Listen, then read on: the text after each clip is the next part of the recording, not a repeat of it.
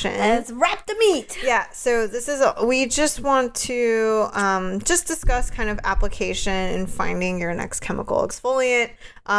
There are so many, I guess, specs to think about. So we're going to just discuss how to approach finding your next exfoliant.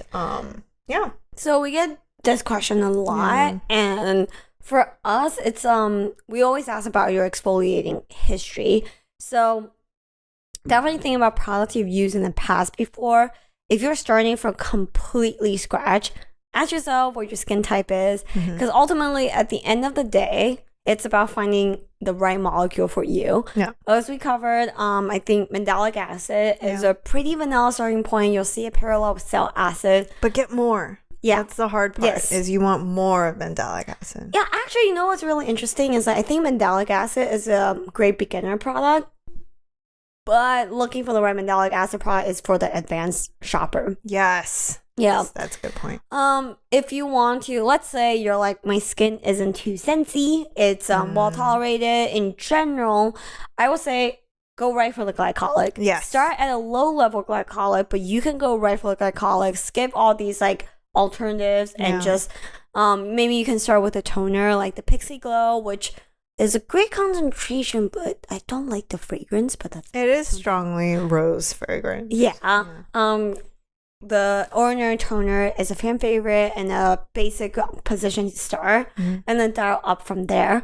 I was gonna say probably one of the things to consider is what is currently in your routine that might cause you a little trouble. So like if you're already on retinoids, if you're using hydroquinone, these are all factors you can consider to choosing your active. For example, for me, like being on retinoids all my life, glycolic doesn't necessarily work for me. I'm much happier with gluconolactone or mandelic acid. So just another thing to consider to make sure your integration is seamless. Actually, that's a great point.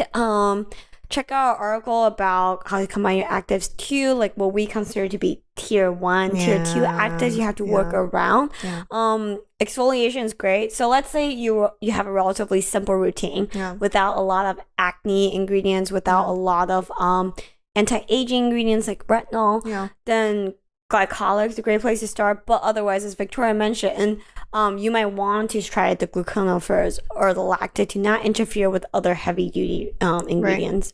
All right, and what about pH, Gloria? Well, for me, if a brand is willing to disclose pH, good sign. In the 3.5 and under, but not too far under range is what I would target. Anything higher than 4, remember pH is on a log scale. Anything higher than 4, you're really, really taking a heavy discount to efficacy. Right. So I would say that's the best range to target. Yeah. And then finally, just think about your percentage. This is the one category we say focusing on percentage is nice and should be important.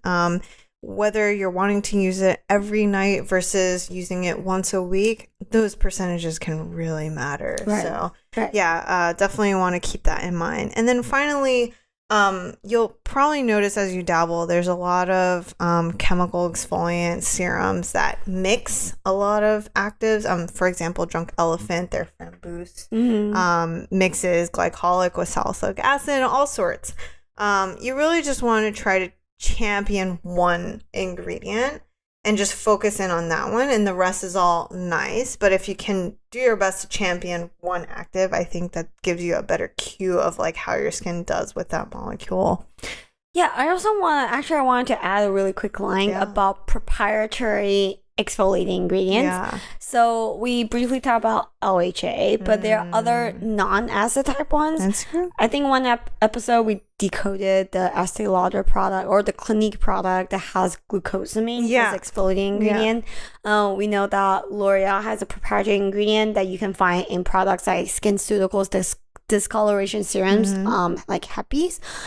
All of these ingredients will place them a grade under your AHAs and BHAs. These are proprietary ingredients where you don't necessarily really know what you're getting yourself into. Unless they have a clinical.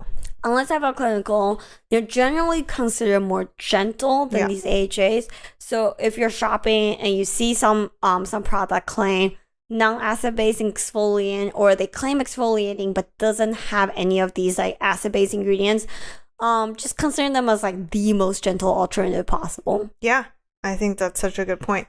Also, if you are thinking about format, cream, toner, serum, I would say that cream is probably the oddest one of the bunch. Any sort of emulsion, because that means the pH is probably not going to be a little bit higher than the range that we typically want. Yeah, but otherwise, toner, gel, aqueous, serum, those are all good, general good formats. And then finally, in terms of onboarding, we did want to just mention, this is where you really need to pay attention to your skin. As you onboard these exfoliants, do you see flakiness? Do you see nothing at all? These are all telltale signs that maybe you need to bump up or bump down your either frequency or concentration. So yeah, I will say flakiness is not to be expected per se. Yeah. Maybe light levels are okay and normal, but it's not a prerequisite. It's not a sign to say like, oh my God, my skin's flaking, therefore it's working. Exactly. You don't have to get to that point at all.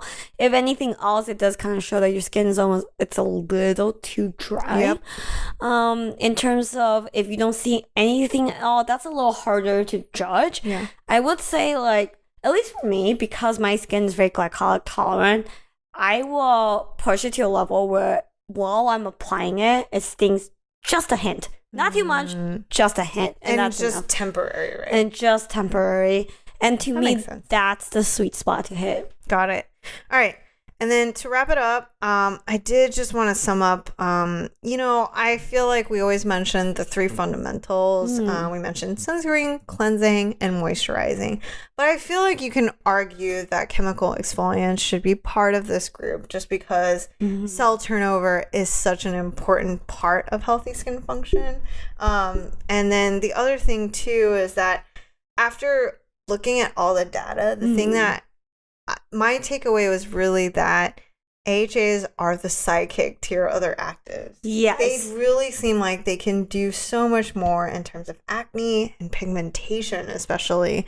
So hopefully we're just at this point campaigning for you to make sure that a chemical exfoliant is in your skincare routine. It really, really is. And it's really funny because before I got into the industry, it was when all those mall kiosks where people come grab your hand, exfoliate your hand, be like, oh, so soft, so gentle.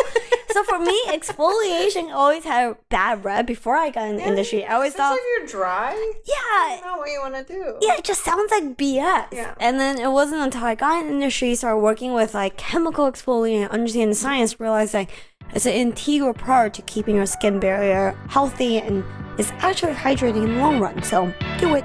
Awesome.